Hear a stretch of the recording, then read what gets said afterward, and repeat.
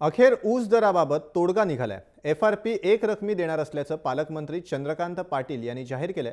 वार्षिक ताळेबंदापूर्वी 70-30 फॉर्म्युलानुसार नफ्यातील रक्कम आगाऊ स्वरूपात 175 रुपये प्रति टन देण्यास कारखाने तयार झालेत। ऊस दराबाबत चर्चा करण्यासाठी आज तिसरी बैठक कोल्हापुरात झाली। पहिल्या 2 बैठका निष्फळ झाल्यानं या बैठकीत काय होणार याकडे सगळ्यांचं लक्ष लागलं होतं।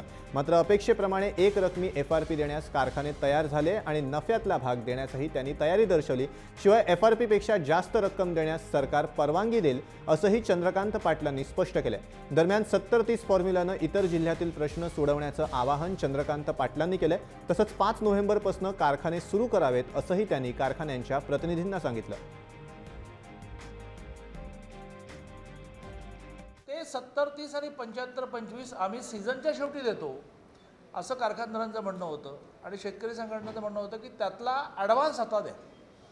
मग शेवटी कारखानदार एक पाऊल पुढे आले आणि ते म्हणाले की त्यातला ॲडव्हान्स आम्ही द्यायला तयार आहोत, पण तो ॲडव्हान्स किती द्यावा ह्यावर खूप खल होऊन शेवटी असा निर्णय झाला की FRP व्यतिरिक्त या 70-30, 75-25चा ॲडव्हान्स 175 रुपये प्रति टन द्यावा आणि 3 महिन्यानंतर याचा आढावा घ्यावा की जर दर खरंच सगळ्यांचं फोरकास्टिंग आहे त्याप्रमाणे वाढले तर ते फोरकास्टिंगने रेट वाढलेले जे असतील त्याचा इफेक्ट सगळ्यांना मिळेल।